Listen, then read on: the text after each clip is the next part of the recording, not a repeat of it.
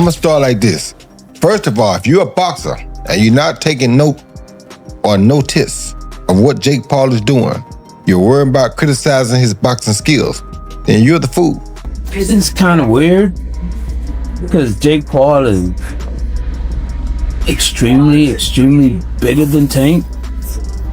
And I mean, but with it being a exhibition, it makes sense.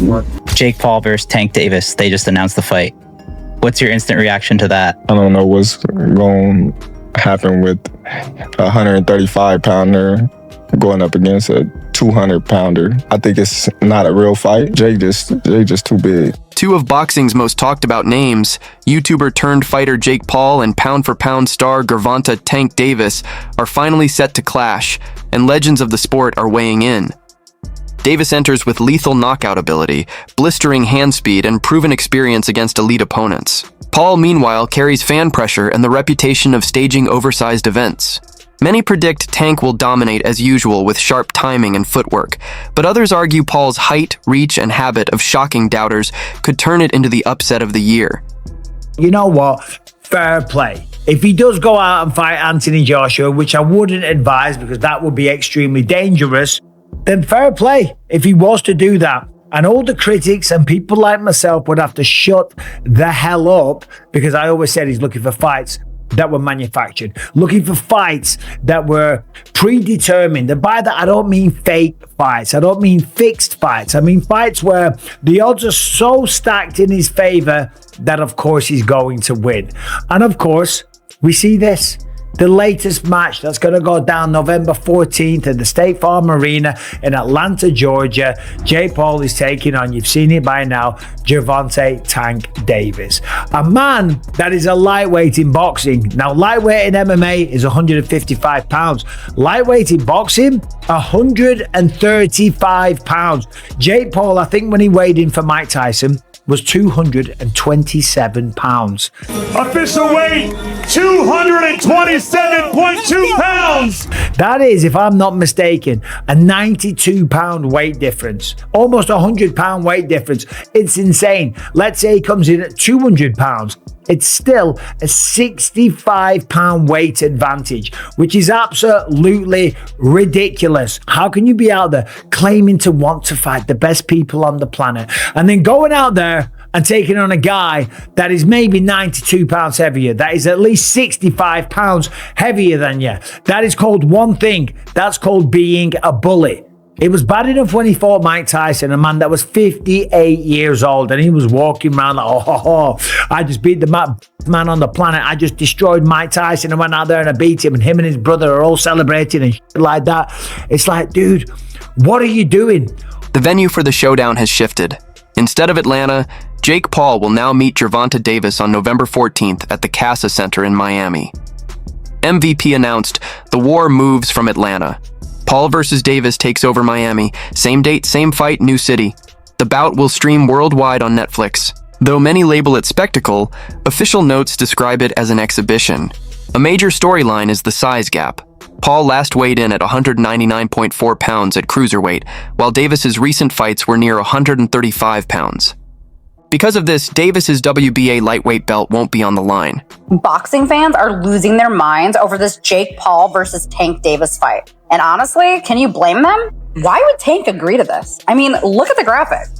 Jake is 6'1", 199 pounds with a 6'4" wingspan. Tank, 5'5", 133 pounds, a 5'7" wingspan. Tank fighting me would be a fairer matchup. We're basically the same size. And you wonder why fans think Jake's fights are rigged? Because every time we see some nonsense like this, it feels like WWE with boxing gloves. Here's the kicker though. Jake threatened to sue anyone who calls his fights rigged. Yeah, you know, the same guy who preaches freedom of speech now wants to ban opinions. After that clown show with Mike Tyson that left everyone scratching their heads. Maybe, and I'm just throwing it out there, if your own management company wasn't promoting and sponsoring your fights, fans might actually believe what they're watching. Until then, don't be mad that people are skeptical. Be mad that your boxing career looks more like a scripted reality TV show. The full terms of the fight are still unclear. No contract weight, round count, or final rule set has been confirmed, and it's uncertain if standard professional guidelines will apply. Many view the matchup less as a legitimate title contest and more as a crossover event, fueling debates over fairness, safety, and how such spectacles affect boxing's carefully structured weight classes. Tank is not the guy that knows how to sell a fight. Tank cannot sell a fight in his own division. You have the Paul brothers and they come over to boxing. Their idea from day one is we don't have the skills or the experience. What we're going to do is we'll take on the absolute best guys, but they're going to spot us some pounds. Tank has one job to do, that it doesn't make any difference, that boxing is a real sport. My skills versus your skill, of which I am an abundance of and of which you have none of. Tank is telling anybody that will listen that there's a size problem. My skills and my experience in boxing, I do not have to wonder who's in the bar tonight. Any bar I go to, I rule the bar. No, it turns out that you don't. Just need some big guy to corner you, apparently. Boxing has never stood its ground. Boxing has never been able to explain why Floyd needed a half hour to get rid of a guy who's never boxed before. Tank Davis has already began this. When you choose a dum-dum, don't be surprised when he goes out and acts like a dum-dum. Terrence Crawford views Paul versus Davis with doubt, mostly due to the massive size difference. He sees it as entertainment rather than competitive merit, likening it to a sparring match disguised as a fight. While he credits Davis as an explosive, world-class boxer, Crawford admits Paul's larger frame could tilt things if he lands cleanly. Still, Crawford doubts this will unfold under normal professional conditions. He stresses repeatedly that the weight disparity makes it hard to call the bout a contest between equals. Jake Paul versus Tank Davis, they just announced the fight. What's your instant reaction to that? I don't know what's going to happen with a 135-pounder going up against a 200-pounder. I think it's not a real fight. Jake just too big. Tank ain't gonna be able to get in from that jab. Jake land one good punch on Tank, it's over with. Unbeaten star Shakur Stevenson believes the Paul Davis clash is an uneven test, especially for Davis since Paul is much bigger. Still, Stevenson expects Davis's experience, skill, and ring IQ to carry the day with ease.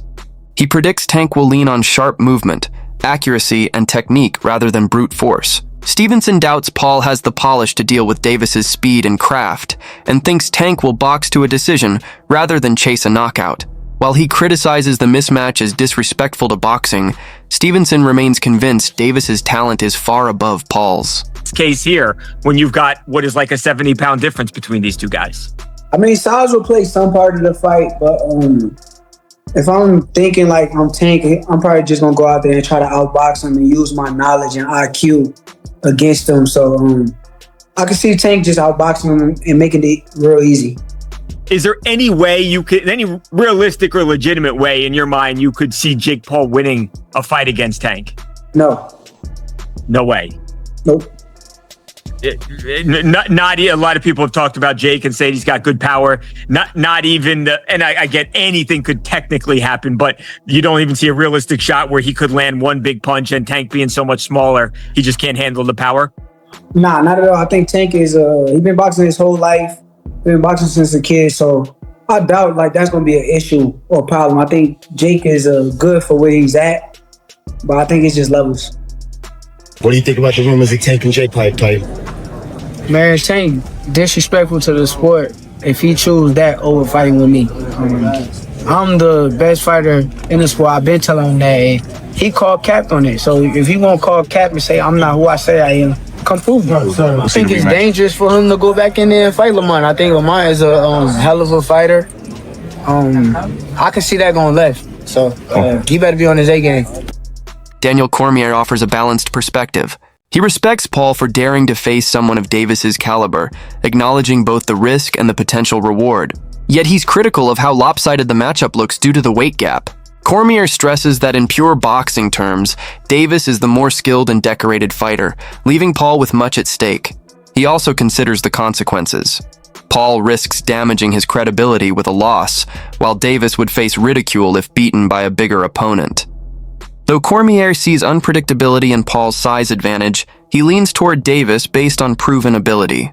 I swear to God, I was on a plane coming home from Las Vegas. When Luis told me Gervonta Davis is fighting Jake Paul, I said, get the bleep out of here. I said, you're a bleep liar. Jake Paul is fighting Gervonta Tank Davis. There's one problem. He fights at 135 pounds. Gervonta Davis is that much better than Jake Paul at boxing. But Gervonta Davis in his last fight weighed 133.8 pounds. And I'm not over here in the business of just crapping on Jake Paul. I am much more respectful of what he's starting to build as a professional boxer. You're fighting a guy that's better than you. He's just much smaller. But that guy, because he's better than you, what if he wins? Everything Jake Paul has done is wiped completely out. Gervonta Davis loses to Jake Paul. Obviously, it's going to hurt who Gervonta Davis is. But he lost to a guy that's going to be upwards of 70 pounds bigger than him when he steps into the boxing ring. But I will tell you this right now, without a shadow of a doubt. I will watch this. Tank Davis is 30-0-1. You want to talk about Jake Paul fighting a real boxer? That's a real boxer. You can't make this stuff up, man. It's true. They're fighting.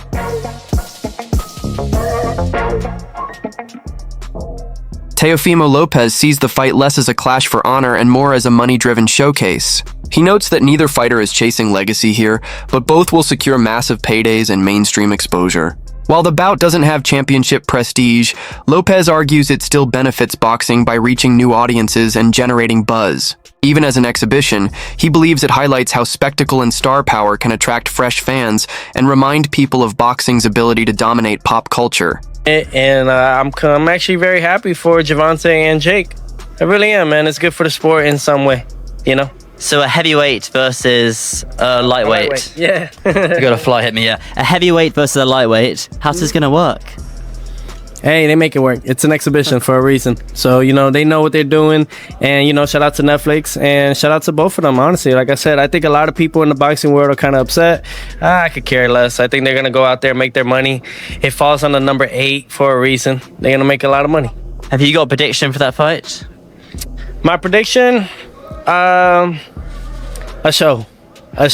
Well, clearly it's a show, but when you've got a lot of people underestimating Jake Paul once again, but when you've got a heavyweight boxer who knows how to throw punches and knows the basics against a lightweight, it's quite a difference. I mean, have you sparred heavyweights before? Yeah. A competitive sparring in the ring? Yeah, it's not the same. It's not the same, not at all. Definitely got to move. I've actually played around a few times, went through between their legs just to duck around. But yeah, because they're taller, you know. But I think for that competition, that fight, it reminds me a lot like The Big Show, and Floyd Mayweather when they fought in WrestleMania. Yeah. Mm-hmm. And will that end the same way? Possibly. Maybe some brass knuckles in there too. Can you see Jake Paul knocking out Gervonta Davis?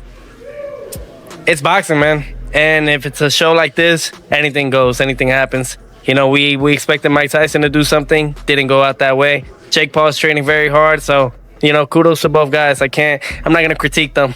Promoter Eddie Hearn expressed a similar view, but pushed harder on the negatives. He argued that boxing and entertainment must remain separate, and Paul versus Davis dangerously blurs that line. To Hearn, the fight is less about skill and more about business, powered by celebrity and hype. The size gap, he says, proves it isn't a level competition, but a spectacle designed for attention. Still, he admitted the financial upside is enormous, bringing headlines, global interest, and revenue.